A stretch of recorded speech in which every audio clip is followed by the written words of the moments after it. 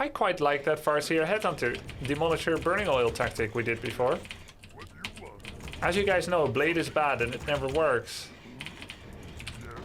So I'll just go Farseer.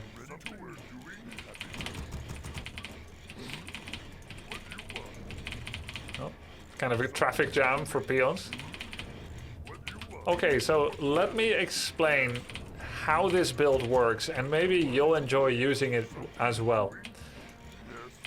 I am going to go for a fast tech with delayed headhunters. My Farseer's job will be to spend as much time as possible around him, preventing Keeper level 2. If he wanted to, he definitely could hard force level 2, but generally they take so much damage if they hard force it under the watchful eye of the Farseer that they prefer not to. Here's how the game usually opens. The Ancient of War creep the green camp and you walk towards it with your Farseer. By the time you arrive, they're done and they're level 1.8. That means they only need 2 feral spirits to level up to level 2. This is assuming they're opening... hold on, let me take care of a snowy owl infestation. This assumes that they open up with Force of Nature treants. Opening up with Force of Nature is the quickest way to creep. That means that they don't have entangle yet. That is our goal. Delay the moment of entangle. If we can delay 5 archers and a keeper for 3-4 minutes to get level 2, that is an insane result. And that's our goal. So when the Farseer comes out, what you're immediately going to do is you're going to go summon wolves. You're going to try to find the scout wisp, wherever it is. And he's actually not going far. You take one wolf and Farseer and you go to their base in control group 1. And then the other wolf is control group 2 and you try to find the wisp. You walk up to the wisp and you attack it once and then you immediately move again, and this is called stutter stepping. So you walk up, you attack, and then you immediately move again. Then you try to find him, you attack the archer and you dodge with your Farseer. So you don't take too much hits with your Farseer. Then you make shop at home. Every time wolves are low, you send them away, so you're not in a rush to resummon them. He thinks I'm maybe gonna stop moving, but I'm not. Every time wolves are new, you don't go in immediately because there's a chance that they die. Oh, you went entangle first. That's always an interesting interaction. It's where you both try to last hit your own wolf, and I failed. So the next wolf that he kills actually gives him level up. So he is level 1.9, but he can't creep very fast. So that's the downside for the entangle opener. Though if I had done better, then it does mean that I'm not allowed to use my headhunters right now. If I had done better, then I would have denied the wolf perhaps. Though it is a skill matchup between the both of us. Anyway, keep in mind, the goal is maximum time waste of him and trying to prevent level 2, even though he already has entangle. We're checking the green camp with this wolf, and then we're checking, okay, he is taking this camp. He tried to go for a, okay, I have a tip about that, but you're gonna have to ask me later. Ask me later about the entangle direction choosing tip.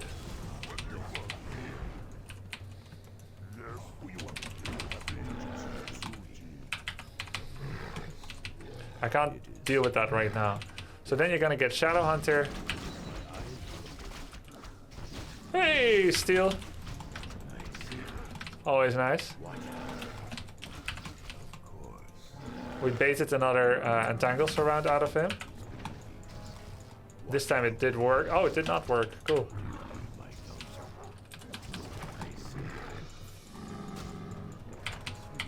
Good. This is very good.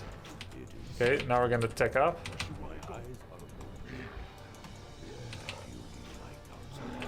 And then when Shadow comes out, that's when Headhunters are allowed to come out. And this is because Entangle has a casting time. And so when you see that he's about to entangle something that you love,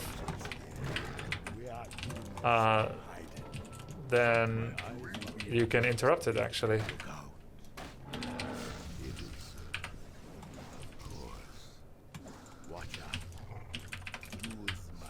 Now we're gonna make a burrow.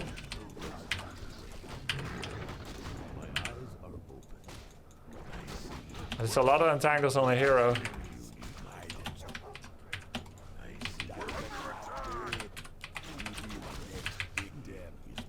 Take the Farseer out of the group to prevent the risk that he comes back. We killed 2 archers, didn't lose anything. This is insane. Now we're gonna use Shadow to heal up the Farseer. He's still looking for me. Naga a second, what? Then we get fortified defenses. Take 1 headhunter out of the group and start body blocking.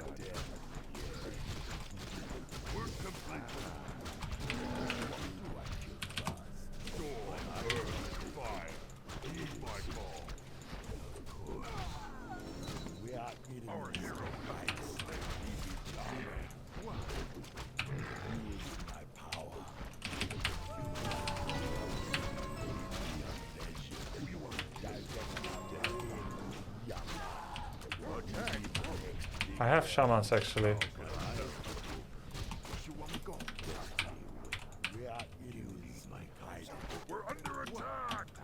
Look, I killed so much, it's insane.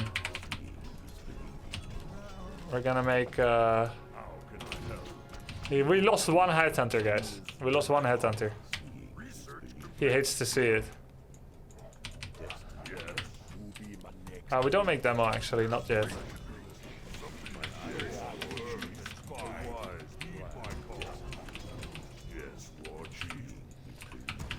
I think we have to do a little bit of carefulness now.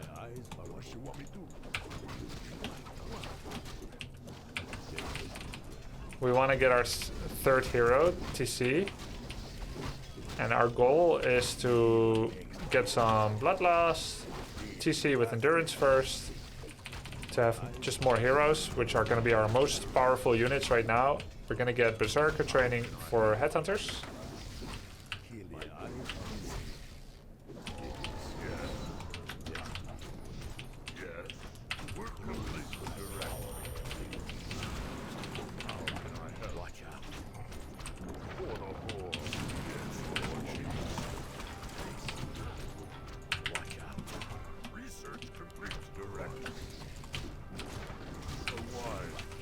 Now we get Demolisher, and we're gonna keep running because this is a bit awkward.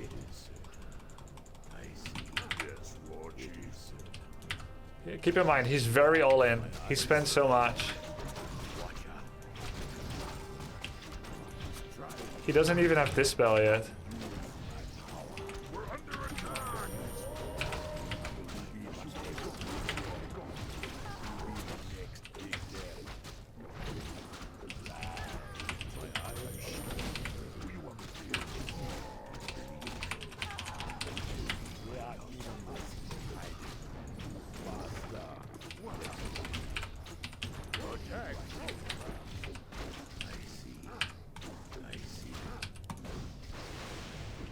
GG. Yeah, he knew that even though the keeper didn't die, it was still over. So we're making a demo now. We're gonna go Bloodlust. We're gonna get Burning Oil and whatnot. We have 3 heroes, so we killed a lot. Okay, so let's talk about Entangle and Entangle Archer surrounds. I'm not denying that he could have had the surround. He could have. But one thing I've noticed very, very often is that when someone entangles you, they're not just... It's a short duration, okay? Entangle level 1. It's a short duration. So they're not just surrounding you where you are, but they're also overcompensating for the direction that you look to be facing. So when you are fully surrounded, like so, you can still see someone trying to get away. Let's say if you saw this, you're like, oh, you're trying to go top right. Now, when you're in an entangle, you can't attack, but you can turn. You can't move, you can't attack, but you can turn. So when someone entangles around you from the right side, and he walks here and he entangles around you, do this. they're like, oh, you're looking to walk left. So they're gonna make sure that at the very least, the left side is covered. So always choose one side and then mentally pick another where you're actually going to want to escape. And I tell you what, 9 out of 10 times you actually just break out. And this is true not just for random Joe Schmo scrums. This is true for top level elves, simply because entangle takes such a short time. Sometimes you go this direction, west, and then you'll go east. Sometimes it's west and then south, west, southwest. West, southeast, right? So you just kind of go in a random direction, and it works really well. And if you watch the replay again, or the VOD, you'll see that's what I did there a couple of times. Of course, wolf anti-blocks also very effective. I use that technique as well. But yeah, that's one thing you can do. Now, this strategy is cool because it uses a very small amount of units and a lot of tactical hero battle micro, where your goal, first of all, you don't let them creep, and you harass wisps, but it's very important you don't let them kill the wolves. This is why when wolves are at this duration, right here, that's where you're allowed to start using them. You can't use them in this duration, because then when the entangle focus fires it, or when it gets stuck, you can't resummon them. As you see, I have resummon now. So at the halfway point, that's where you can resummon and deny XP. Now you don't want to resummon them until they time out. But if you need to, you will, because you don't want them to be killed. Ideally, you want to make each set of wolves last as long as possible. Harassing a wisp, just one bite, and then go away. Now, worse night elves, they're going to let 3 wisps die to 1 level 1 wolf. But the better ones, they're not going to let any die. So you go in for a bite, he attacks it, it drops to 60% life, you walk it away. You only bring it back in when you manage to bait their army somewhere else. So constant wolf spam and harass and delay. Keep in mind, you're using 5 food worth of army, a Farseer, to stop 5 keeper, and then 4 archers, that's 8, to stop 13 food from creeping. If he's using 13 food constantly, playing like a goalkeeper, trying to stop you from scoring points on his wisps, you're using 5 food, someone's getting ahead, and it's not the night elf. Now, if they get the entangles around, suddenly they've stopped the time buying that you're trying to do for your tech, and now they're suddenly free to creep, and that's almost like GG. So you can't get surrounded. Then you're going for Shadow second, because Hex, like I said, has an immediate cast, and Entangle has a wind up. So when you see that Keeper douchebag coming in, and he's like trying to summon roots, you Hex him, you interrupt it. The WC3 content is great. And then you kill an archer, and then you back off, and you make sure that by the time the Hex leaves the Keeper effect, your headhunters are no longer in range. That's your answer to Entangle before Purge comes out. Then, once you start getting your Purge shamans out, now you can use 1 shaman to counter 1 Entangle. But only 1. So again, you want to be very careful. And the Naga makes it even harder, because if he entangles and then frost arrows the shaman, you can self-purge. You're still going to die because you're really slow. And archers will take it down. So wait until you have 2 shamans and the upgrade to be really happy about using Purge, but only use it when absolutely necessary before that. But ideally you're trying to get 2 shaman and upgrade. Then, a couple of headhunters, berserk training. You're constantly using wolves for reconnaissance. You're also counting their archer count, their hunter's hole count, and their moonwell count. If they go non-stop archers and 3 to 4 moonwells, they have no money for an expansion. Straight up. You see a new archer pop out around the cycle every time. They don't have an expo. You don't need to scout for it. They don't have an expo coming up, ninja expo here. They don't have a ninja expo coming up here. If you see 1 archer, then a hunter's hole, then a second moonwell, and you don't see another archer for a long time, and then you see 1 huntress, chances are they're going to have money for an expansion. It just so happens as well that huntresses often protect an expansion, whereas mass archers lead into a tech, because they can shoot from behind the base more easily than a huntress. And also Archer Mountain Giant is good synergy, Archer Talon is good synergy, Archer Bear is good synergy, Huntress with all those things, not good synergy. So mass archers means one of 2 things. They're gonna all in you with Keeper 3, and then Demon 1, Keeper 3, Alchemist 1, Keeper 3, Naga 1, Keeper 3, Demon 1, or they're going mass Hippo Riders, or they're going for some kind of tech. But usually mass archers does not mean expansion. That's usually done with huntresses and Hunter's Hole. Now, if you see double Moonwell, non-stop archers, and for some reason they're never making a 3rd Moonwell, chances are they're being crazy enough to make a ninja expansion after all. And you'll notice because they only have double Moonwell and no Hunter's Hull. So your goal with this, because you're fast teching to a high tech, which is really cool tech like Blood Blast and Burning Oil and Triple Hero, and you're gonna get a Lightning Orb. You've got this specialized army, maybe you're gonna add some Torrents. And this is a kind of a grubby special. Most people don't play this build, but it's really cool. If you're making an army like this, but they have an expansion 6 minutes ago, you're gonna lose. So generally what you're trying to do is you're using your Farseer Shadow and like 3 Headhunters to constantly check around. You see the tree. You're gonna keep him busy here with your Farseer. 3 Headhunters are gonna go. They're gonna go from here secretly, and then they start attacking from the side. His keeper is busy fending you off in the middle. Suddenly 3 Headhunters show up. He's like, holy moly! You come in with the Farseer, a couple of wolves, and you start attacking the tree. If you can cancel the Tree of Life once, you're in a good spot, unless it costs you all your Headhunters.